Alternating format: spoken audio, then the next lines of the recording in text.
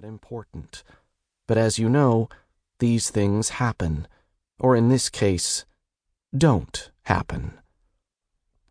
However, there was a fourth student with them on the cliff that afternoon, standing not at the edge, but about 10 meters behind, who was quite important indeed. His green light was blinking too, but for him the sight of it caused a different kind of anticipation than what the others were feeling. "All right," said Ms. Yasmin, tapping her own controls. "Target that outcropping with your guidance system. Once you've been on Mars for a bit, you'll learn to size up these jumps on your own, but for the moment, best not to take any chances." Ms. Yasmin was referring to a finger of smooth red rock, sticking up about 20 meters from the edge of the cliff. Another 30 meters beyond that stood a wide butte, like an island in the sky. Its sheer sides were colored a deep crimson, its top covered with crumbled tan boulders. The goal of today's lesson was to take a running start, leap from the cliff edge, and land safely on that spire's narrow, flat top, then jump again and reach the butte. They had all been learning how to use these MGS suits, short for Mars Gravity Simulation, and had been eager to take this afternoon elective hike with Ms. Yasmin. Getting used to Mars's low gravity was a key piece of training if you hoped to be accepted for the semester-long program at the International Mars Colony during your senior year of high school. Of course, the 3 students standing on the edge of the cliff dreamed of such a thing. The boy behind them, however, had a different dream in mind. "Target locked," Ariel announced, first as usual. "Got it," said the boy beside her, whose name was Theo. "Yup," said Victor next to him. He glanced over his shoulder at their 4th classmate. "Hey, Pete, you look like you're about to compromise your underwear integrity." The 4th student just looked at the ground.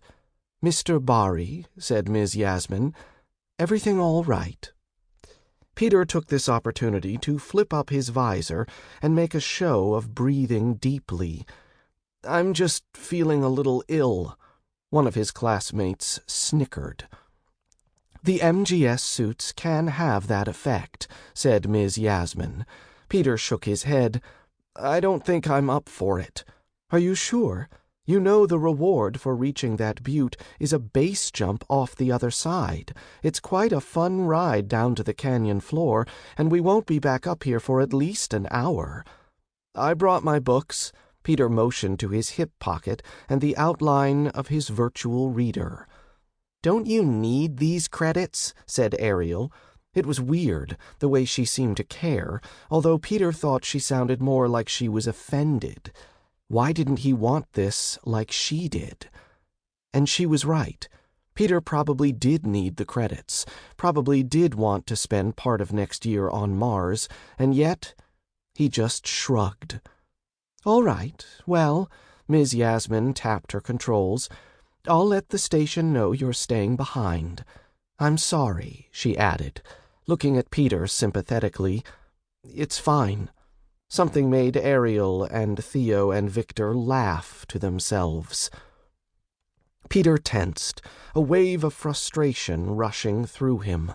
That laughter, the kind that never seemed to include him, that he never wanted to be a part of anyway, that was part of the real reason he wanted to stay behind. Ariel caught Ms. Yasmin eyeing them, and she backed up a couple steps. "Can I go?" Ms. Yasmin finished configuring her settings. "Fire away." Ariel gritted her teeth, her gaze full of purpose, and darted forward, boots clomping. With a burst of magnetic thrusters, she leapt off the edge of the cliff, followed by Theo, Victor, and then Ms. Yasmin, all 4 of them arcing through the pale blue sky in a line of pinwheeling limbs. Peter watched them land successfully on the narrow spire.